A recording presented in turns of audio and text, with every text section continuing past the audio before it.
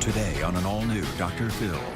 Pretty woman walking down the street. I've been an escort for 20 years. My clients come to my house. I don't know what's next for me, and it's scary. A wife's dangerous line of work. You're completely okay with her doing what she does? Yeah, we needed her income to pay our bills. You have no empathy, no remorse at all. You have been traumatized. For you to settle for that is not okay. You need to stand up for yourself here. Today's going to be a changing day in your life. You've never had anybody working harder to bring you to the threshold of change than right now.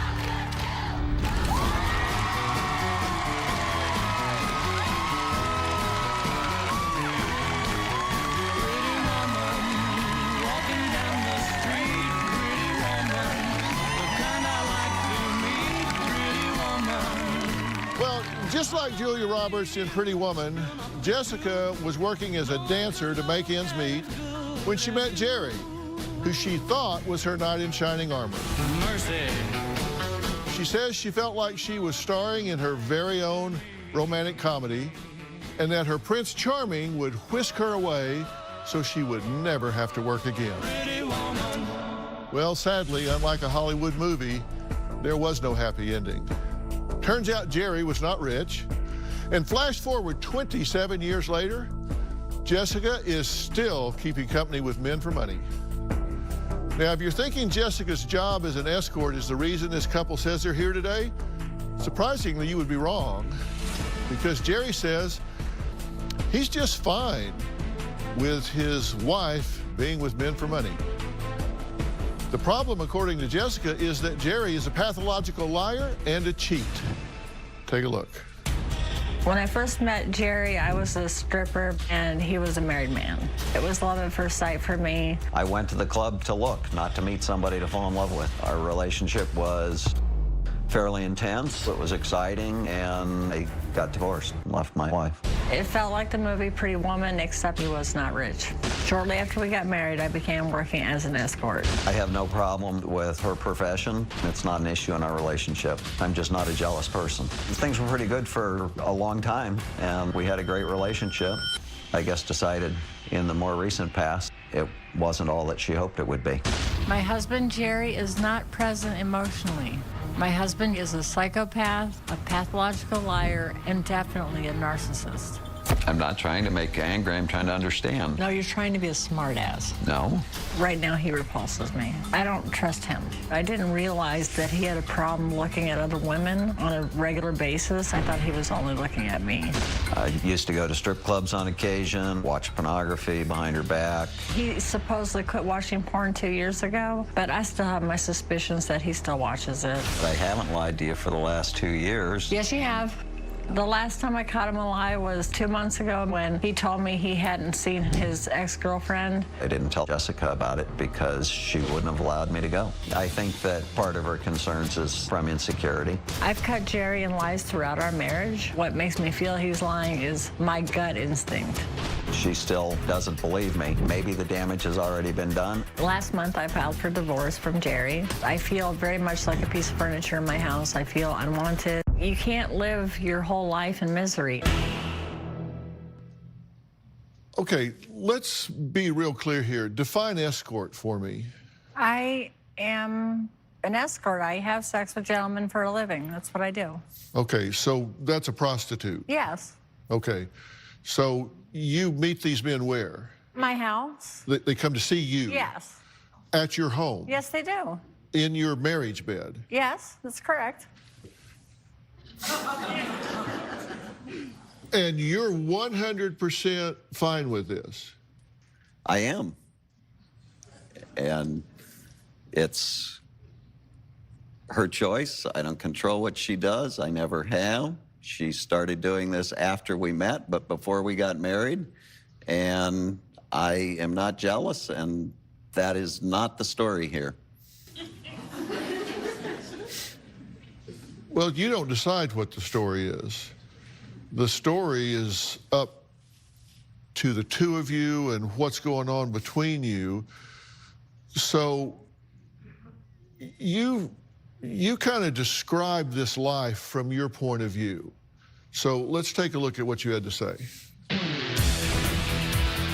I'm an escort. He's supposed to be here in about half an hour. So I'm just trying to get my makeup on and look right so that I'm ready when he gets here. My clients come to my house. I charge anywhere between $200 and $350 an hour. I see 1 or 2 clients a day. My husband is not home when I see a client. Jerry is at his job. I work during the days. I'm always gone when she sees a client. She does what she does to make a living. That's her choice. I don't dictate what she does or what she doesn't do. My clientele is mainly businessmen and professionals. It's a very relaxed atmosphere. Most of them are regulars. I take a queen-size sheet and cover my bed before each client. I take my shower and do my hair and makeup.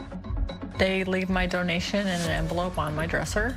Then they go back into their life. I go back into mine, and Jerry comes home. We don't really talk about it. It's just normal life. No, it's not.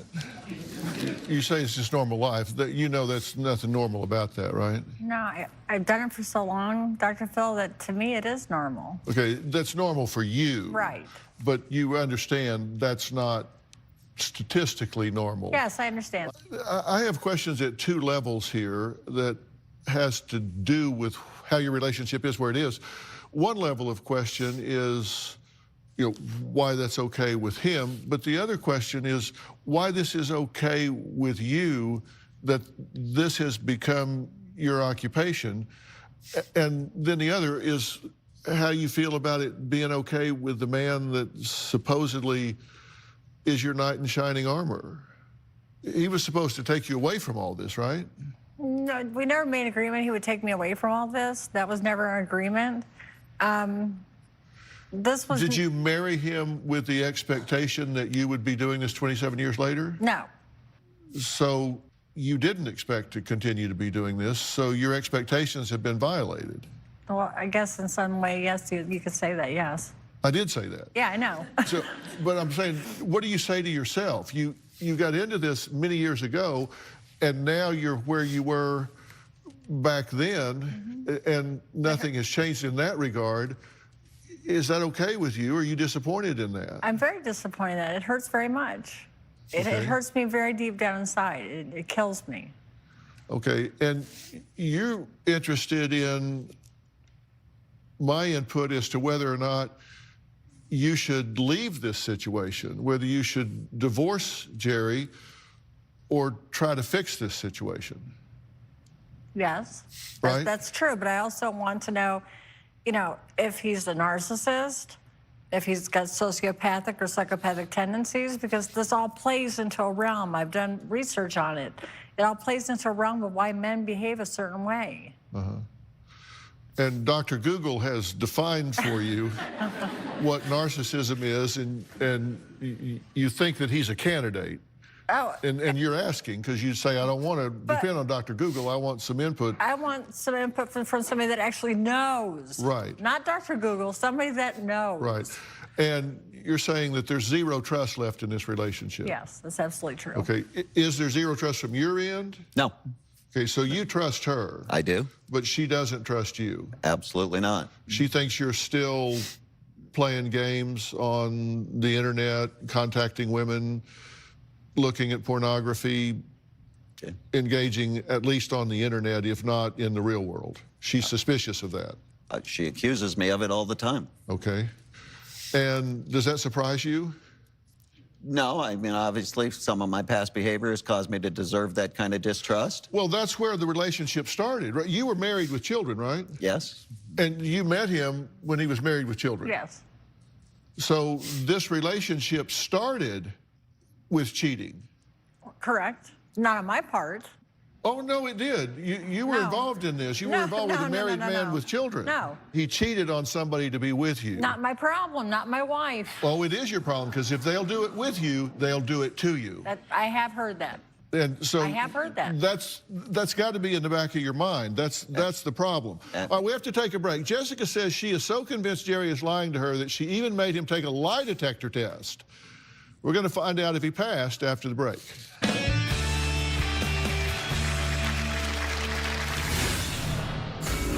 If you're happy with him and want to go home with him and tell yourself everything's okay, then you don't need to be here. No, everything's I'm not telling you what okay. you know is what he did. Right. And now you're saying, I wonder if he's doing that again. And later, Point to me one girl that's 23 years old that's going to want you to come rescue them. They don't want you because you know what? They don't want you. And you wonder why I don't sleep with you.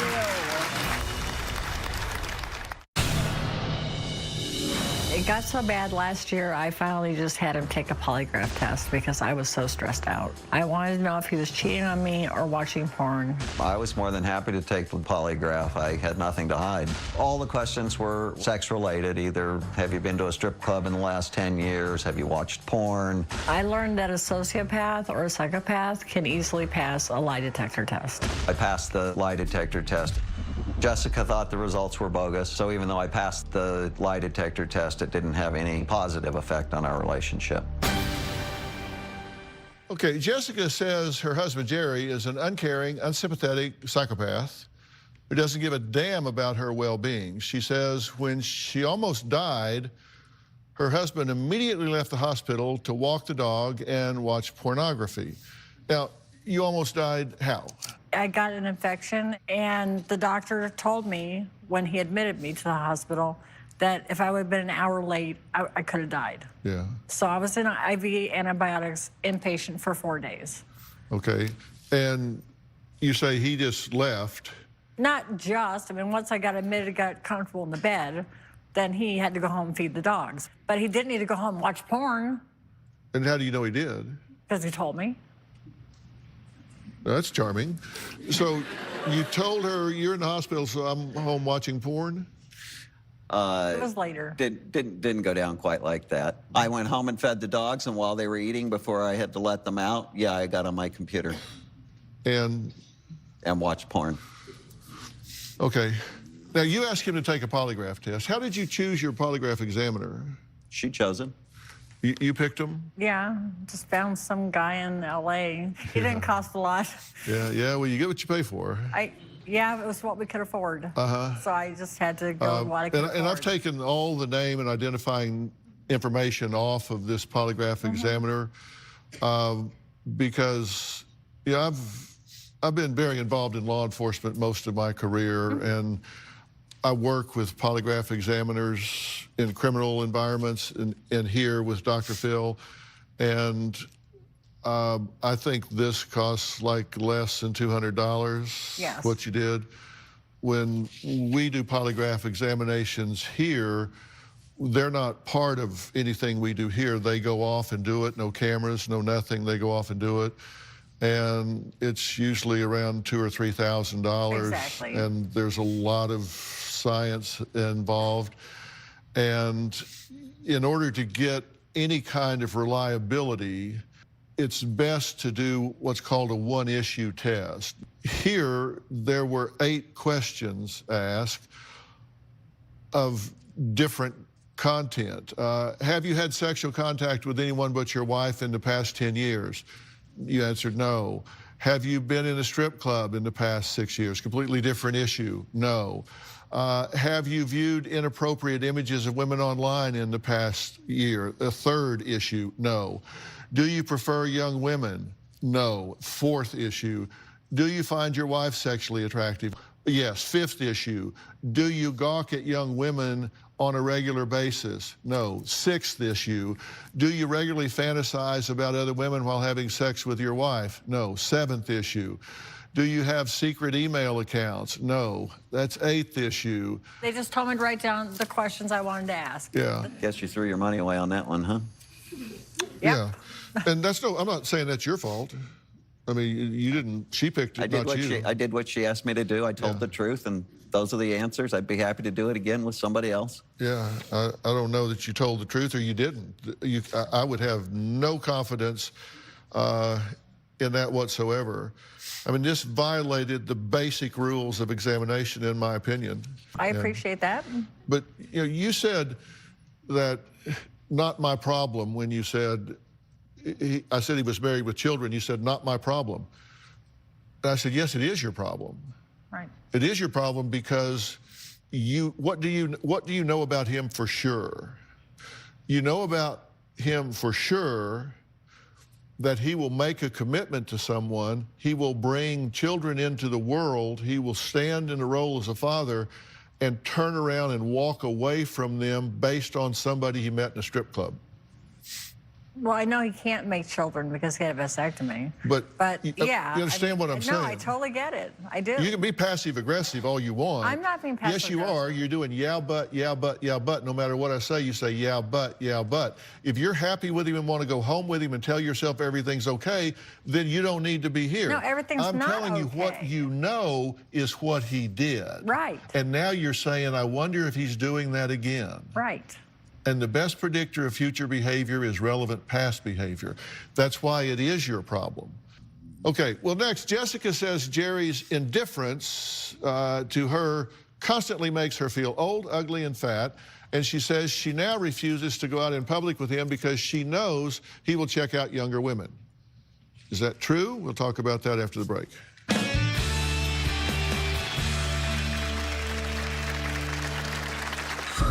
I believe Jerry may have cheated on me more than once. Jerry used to lie to me. He used to tell me he was at a meeting or work, and he was actually at a strip club.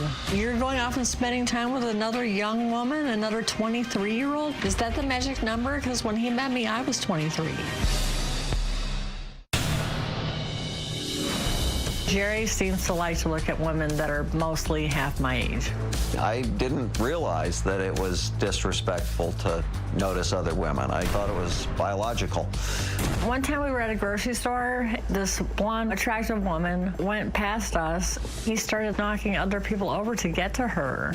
A couple months ago, Jerry was looking at a woman. I apologized to the young woman. I said, I'm sorry, my husband's a 62-year-old pervert. Which was extremely humiliating to me. She made a scene over it.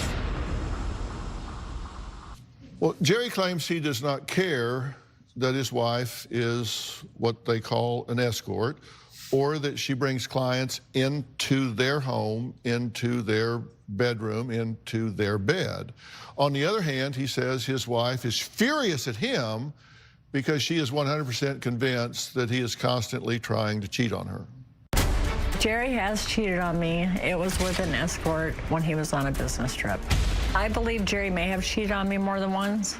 I believe there may have been other times that he's just hiding and lying about. Jerry used to lie to me. He used to tell me he was at a meeting or work, and he was actually at a strip club. I was working, doing what I was doing, and he was going off to a strip club when he's supposed to be working. There was one girl at a club that I saw several times over a period of 3 or 4 months, but we never were intimate. You're going off and spending time with another young woman, another 23-year-old, when you're 47? Is that the magic number? Because when he met me, I was 23.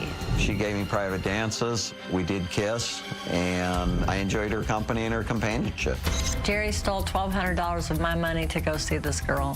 When I met Jerry at the strip club I was working at, he gave me $10. So why this girl deserved $1,200? Now, Jerry has found a way to connect with young girls by connecting with them on a business networking site. I logged into his account, and I saw all these women's profiles, and I started going through them, and they had nothing to do with his business at all. I ended up deleting 300 people. They were all young and good-looking. Okay, we'll talk about that in a second, but you say that you're completely okay with her doing what she does. In fact, you've actually said that you needed for her to do it. I've never forced her to do it. I never encouraged her to make that career choice. I only have, I did say that there have been times where, yeah, we needed her income to pay our bills. You said, I'm not a jealous person. I don't care that she's an escort. I have not lived up to being her knight in shining armor. We couldn't pay bills and support the family without her. And your income is up and down, so you're saying you've needed this. Correct. That's the whole point here. We needed to have 2 incomes. Where they came from didn't really, wasn't the determining factor. But yeah, there were times when we needed to have 2 incomes. And you know that she wanted to quit after rapes and abuse, but it was just not always financially possible. She's never expressed a strong desire to me to quit. Okay. How many times have you been raped? Total 7. 7 times? There's a lot of research about women that work in this industry. The homicide rate for what they call sex workers, you know, prostitutes, escorts, whatever label you want to use, the homicide rate is 51 times higher than normal for the general population, 51 times higher. The mortality rate, not just homicide, but just death, is 240 times higher. 75% of escorts attempted suicide, and they're 4.5 times more likely to try it. 70 to 95% are physically assaulted. 60 to 75% have been raped, some 8 to 10 times a year. I can't imagine that. I can't imagine that. You're part of that statistic. No, I understand. That's really my biggest question on how you would allow the woman that you say you love to be in such a high-risk situation, aside from whether you're jealous or not jealous, why it would be okay with you for your wife to be in such a high-risk environment. I would love for her to get out of the business. The couple of times that we've lived in areas where she didn't have opportunity to work, she missed it. You know, I don't encourage her to do this kind of work. I would love for her to find a way out of it. 2 of the times that she was raped was when she was working with the police department as a confidential informant, and they set her up. It had nothing to do with her business.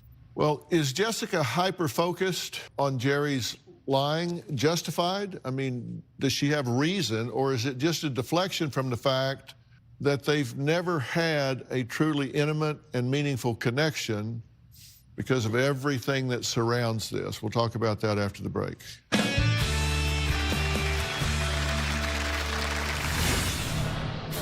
I have not slept with him in 4 months. I refuse. I can't do it. But he thinks that some younger chicks don't want him. No, they don't want you. I have been the main provider for this family for 17 out of 22 years, and he didn't mind living off my money when I was making it. One time I came down with mono. I was sick for 18 months. There was times when we'd go out in public and I'd have to use a wheelchair. And I kept working because I had to support my family. I feel like Jerry has stopped me from getting education because I've had to work so much. I tried. I did an anatomy class, and I watched my videotapes in my hotel room in between clients. And I took my midterm and I got a D. I feel like I have 10 years, 15 at the most, to escort. I'm 50 years old. I'm aging out of this business, and I don't know what's next for me. And it's scary. You say you're 50 and... Yeah, I'm 50, yes. And you say you figure you've got at most 10 or 15 years left. Yes. So you think you'll be doing this when you're 65? If I can't change things up, yeah. I mean, there's girls out there that are. Are you being more hypersensitive to what he's doing or not doing because you feel like you're aging out, that you're less competitive with the 23-year-olds that he's looking at? Not at all. I've had problems with him. Even when you were 25, 6, or 7? Yeah. So this has been true all along. He's always needed extra. Extra this, extra that. It doesn't matter. He's always needed someone extra in his life. Then why do you continue to use age as a reason for our problems? Because at your age, at 62, there ain't, you point to me one girl in this audience or outside somewhere that's 23 years old that's gonna want you to come rescue them. I have no expectation that that's gonna happen. But that's what you look at. You look at these little girls and you think they're going to come want to be with you, Big Daddy. They don't. No, it has They don't want you. It has They don't want you. has nothing to do They with don't want that. you. Okay, this could be the new catchphrase. They don't want you. Because you know what? They don't want you. And you wonder why I don't sleep with you. I have not slept with him in 4 months. I refuse. I can't do it. But he thinks that some younger chick's gonna want him. No, they don't want you. Why do you think you don't want him? Because, you know, I feel ugly. My self-esteem has been broken for so long. I have PTSD. My feelings about myself have been broken for so many years. I don't even know who I am anymore. You know, I want to feel like a human when I'm having intimate moments, not like a blow-up doll. You've said something that has made the most sense to me since you got here, because you really can't have self-esteem and self-worth and do what you're allowing yourself to do. And it bothers me that you're willing to accept someone that supposedly is your partner in life who's okay with you doing that, who's okay with you being in a high-risk situation, who's okay with you bringing other men into your marriage bed and having intimate relations with them. That, to me, the fact that you're willing to accept that tells me that your personal truth is so damaged that you believe that that's exactly what you deserve. I don't know how we got to this point because I wrote in asking for help to find out what's going on with him, and it's being turned all around on me. No, it's not being turned around on you. What you're saying is, what is he doing? And I'm telling you what he's doing. He is allowing you to be put in a high-risk situation. He's allowing you to be defiled by men. He's allowing you to do things that are not in your best interest and being very smug about it the entire time. How was I supposed to take care of my young family? What was I supposed to do? What was I supposed to do? You know, to take care of them. Besides what you're doing? I was a dancer. That's what I did. And dancing leads to this. It's a road. It's a map of your future. It's 2020 right now. You wrote to me in 2009. I know. And in 2009, April 1st, you said, I am really struggling. I am a sex worker. I am a normal person, fairly. I'm married and I want out of this business, but I have no training. I'm addicted to this work because I have no way out. Please help. I hate sex. I don't want to, but I do want a chance at a normal life. Help. So you knew 11 years ago that you didn't want to do this. Yeah. I just had a client push me around my house. You know, what the hell gives him the right? Nothing gives him Exactly. the right. And you have to be willing to claim the right that you don't deserve that you're not going to accept that, and that you're not going to accept mental, emotional abuse from anybody in this world, and you're not going to settle for someone that doesn't treat you with dignity and respect. And you're asking me if I think this is a healthy, normal relationship with a healthy, normal partner. The answer is capital N-O. No, this is not a healthy relationship. No. Do I think that he is trustworthy and that you can rely on him to tell you the truth and do the right things? No, I don't. I don't think he's telling you the truth now. Yeah. No, I don't. Can you explain that to me? I will after the break.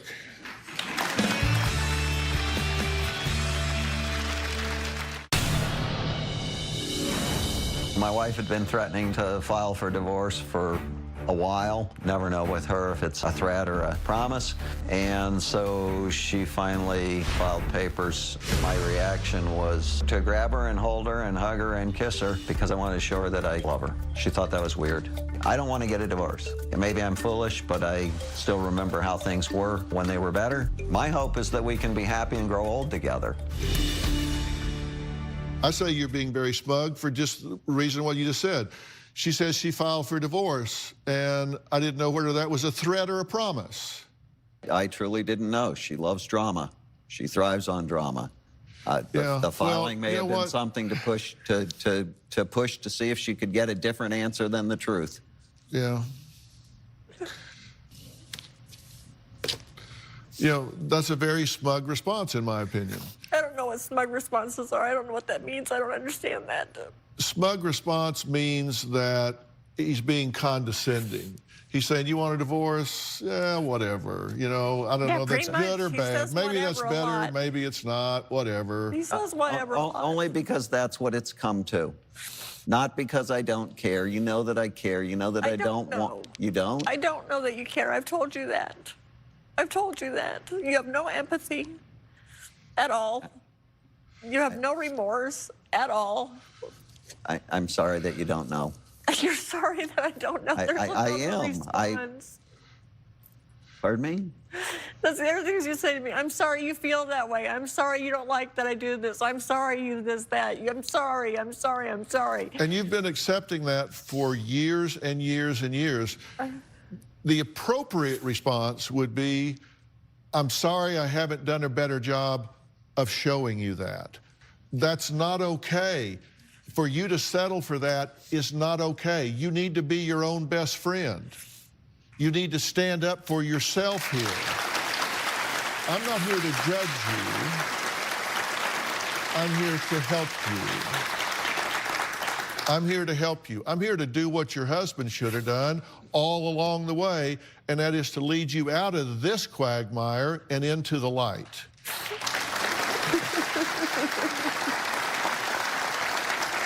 You know, when you've been through what you've been through, it changes who you are inside, and you need help with that. You need to be healed with that. You have been traumatized, and nobody has ever helped you to heal those wounds.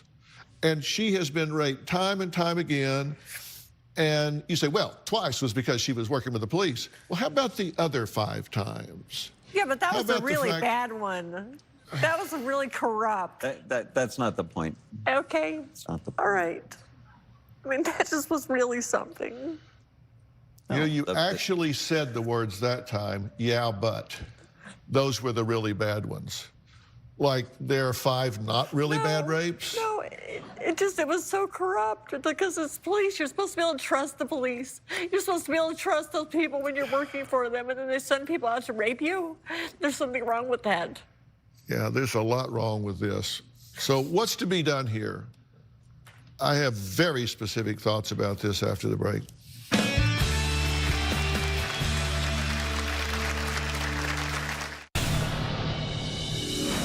This business can be dangerous. Over the past 20 years, I've been raped a few times by clients. I had a client try to smother me with pillows, and I kicked him in the chest and threw his clothes out in the hallway of the hotel, and he left. Another time, I had a client throw me against the wall. I know that my wife has had a lot of trauma throughout her life. She's never really dealt with that, PTSD.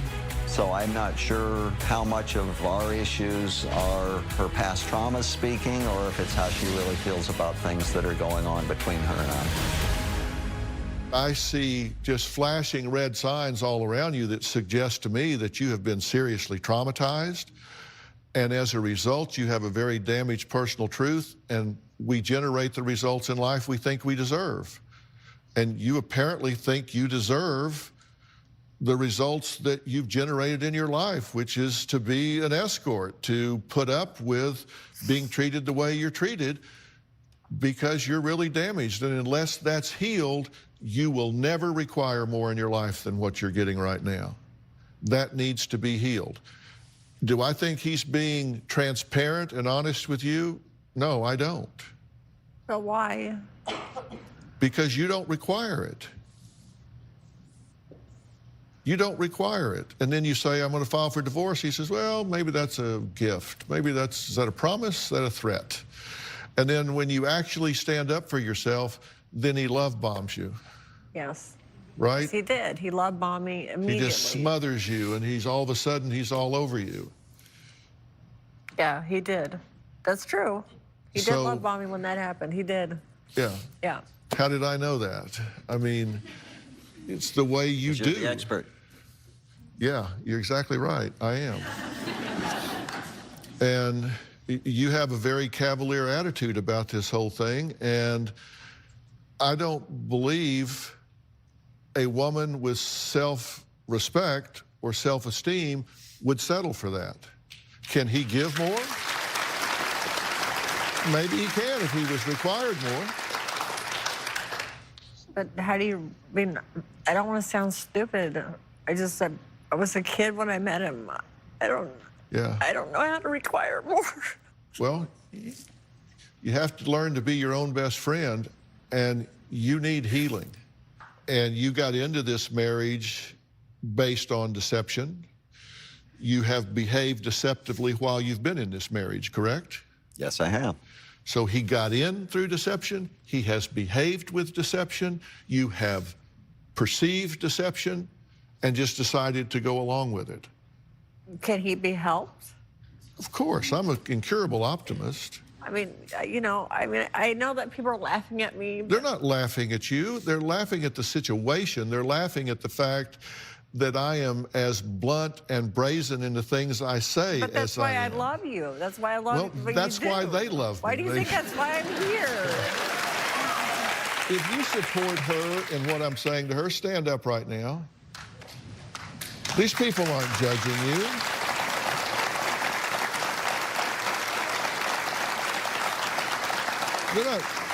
They're not making fun of you and laughing at your expense. You misread them. You misread a lot of things. I do. If I get you professional help, will you take it? Yes. And I'm going to ask you to help and participate if you want to. And if not, then you'll just see him in your rearview mirror if you listen to what I'm saying. But I hope you will participate in this. But it begins with you. He gets added later. But I'm talking about beginning with you right now. I'm ready. Fair enough? Yes. Thank you so much. Okay, fair enough? Yeah. Okay. All right. Coming up, it is possible to determine with really high accuracy, 90% plus, whether a marriage will last or whether it won't. I'm going to tell you how after the break. Yeah, I've been getting a lot of interesting questions and comments lately on my social media platforms. And this Instagram question was asked by superfan Kristen. And I felt it was very relevant to today's topic. Kristen asked that you mentioned one time that you have extreme accuracy when determining if a marriage will last or not. How do you know, and what do you look for? Well, there really is a lot of research about this, actually, by a lot of different people. One in particular is a Dr. John Gottman, who has a marriage laboratory. They've done some really good research on this, and they are what are referred to as the 4 horsemen. And these are 4 things that will predict, and you can determine this in less than 10 minutes in watching a couple interact. And number 1 is there criticism in the relationship. Now, we're not talking about critique. You know, critique is saying, hey, I think that you could do this differently, or they're telling you, I think if you would handle this a different way or whatever. That's critique. When I'm talking about criticism, I'm talking about character assassination. Number 2, and this is a big one, and that's where there is contempt. There's contempt in the communications, where there's sarcasm, mocking, mimicking, and it's pervasive. The 3rd horseman is defensiveness, where they always play the victim. It's like, oh, you always do this to me, and they come up with excuses. And the 4th is stonewalling. They turn away, tune out, and they experience a physiological flood where they just simply can't respond. Now, are there antidotes to these things? Yes, there are. There are ways to undo all of that, and I'll talk about that another time. You can follow me on Facebook, Instagram, and Twitter. I want to thank all of my guests today. For more information about today's show, go to drphil.com, plus the other platforms. We'll be talking about it. We'll see you next time.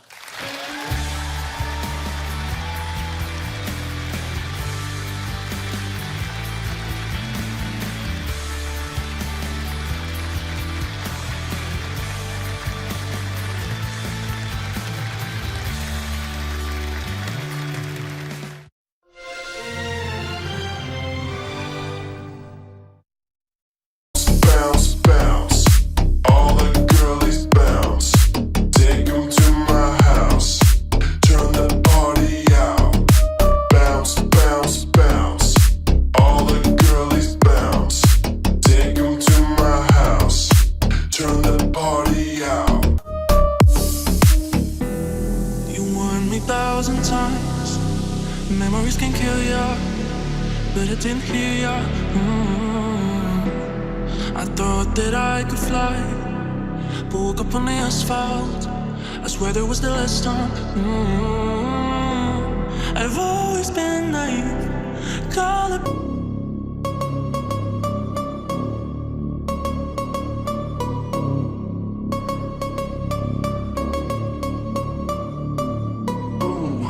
You know we gon' get it.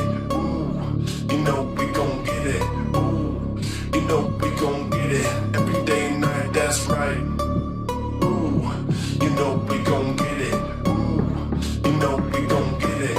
Ooh, you know we gon' get it.